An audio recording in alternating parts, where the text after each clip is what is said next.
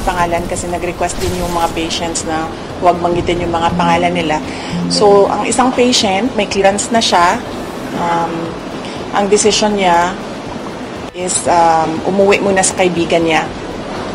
Natatakot siya umuwi sa sarili niyang bahay. So, ang decision niya, pag discharge niya dito, ay pupunta siya sa kaibigan niya. Doon muna siya titira. And then yung isang patient, waiting siya for discharge.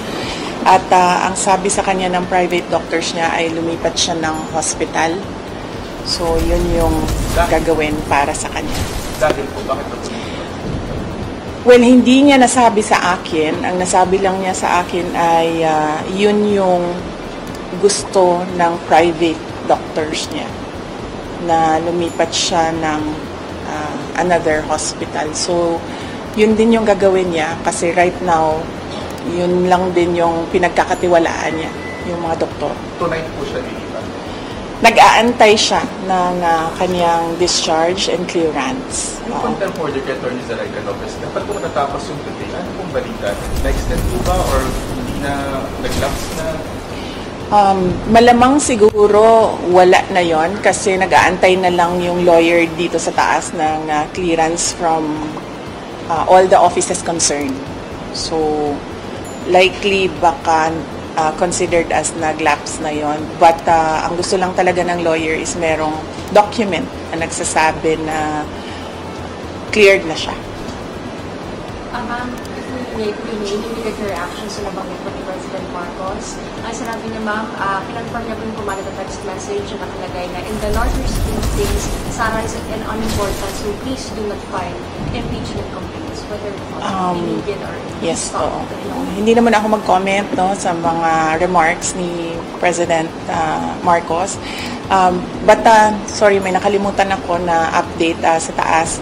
Gustong ipaabot nung dalawang patients ang pagpapasalamat niya sa inyo, sa media, kasi binantayan niyo daw sila at hindi niyo sila iniwanan. And gusto din nilang magpasalamat sa mga doctors and lahat ng healthcare professionals na tumulong sa kanila. And of course, sa mga lawyers din na nag-assist sa kanila all throughout the crisis. So, isa din yon sa mga message nila galing sa taas. Salamat daw sa inyong lahat. At dahil daw may clearance na, pwede na rin daw, cleared na rin daw kayo from them na umalis or iwanan sila dito. Isa sa kanila lalabas sa today? Sure. Ang isa, nakaalis na. Oo, nakaalis na yung isa. Ang isa na lang yung nag-aantay ng clearance. Possible din po lumabas today? Possible din po ma-discharge? Well, hopeful sila na merong ganon na mangyayari today. Pero I think meron ng assurance ang lawyers na mangyayari yon ang kanyang clearance and discharge today. So, nagpapasalamat. Kaya nagpadala na rin siya ng pagpapasalamat dito sa media, sa inyong lahat, sa pagbabantay, pagtulong at pagprotekta sa kanila. Sorry, NBI investigation, December 11. Pupunta po kayo? I'll have to run my schedule day by day kasi nagbabago siya ngayon araw-araw dahil bigla na lang may nangyayari na mga bagay kaya hindi ko magawa yung schedule ko ng malayo pa. So, we do it day by day sa ngayon, yung schedule. So, hindi ko pa masagot kung pupunta ako sa December 11. Tsaka, ang isang consideration dyan ay sinusunod ko kung ano yung mga sinasabi ng lawyers sa ngayon. So, kung ano yung sasabihin or ano yung advice ng lawyers, yun yung gagawin ko. How about the Good Government Hearing Committee? Yes, oo. Nag-express kasi yung isa, dalawa, tatlo. Nag-express yung tatlong mga resource persons from the Office of the Vice President that they really feel safer and medyo kumakalma sila kung nandiyan ako. Ang worry ko lang is right now, wala na kasi kaming Chief of Staff, affected din yung Assistant Chief of Staff ng office. So ako na lang talaga yung naiwan sa opisina to do everything. And meron ding mga year-end activities ang office. Meron din kaming mga Thanksgiving activities. activities.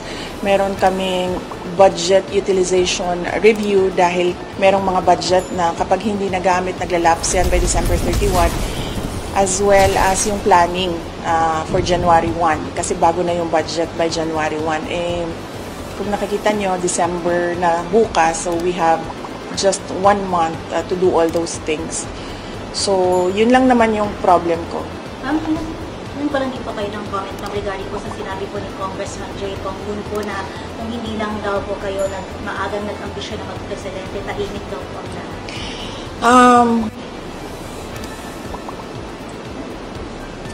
Unang-una, the presidency of 2022 was mine already. Nanalo na ako sa surveys, lahat ng tao solid na, united na for my candidacy. Pero I gave it away because I felt I had to do some other things other than being President of the Republic of the Philippines. Pangalawa, hindi ako yung nagsabi sa kanila na magbukas sila ng investigation or inquiry in aid of legislation that is more like a political persecution and harassment of OVP personnel. So, wag nila akong i-gaslight into saying na ako ang dahilan ng kaguluhan na ito.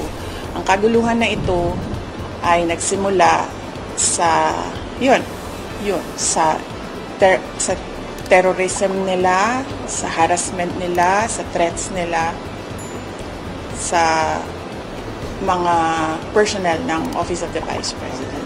Ma'am, clarification lang po, nag-resign na po ba si Atty. Rosario?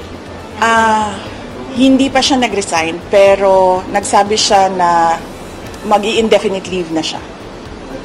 So, once ma-cleared siya dito, she will file an indefinite leave from the Office of the Vice President. Ang sabi ng Presidente, never say never kung mag-reconcile kayong dalawa.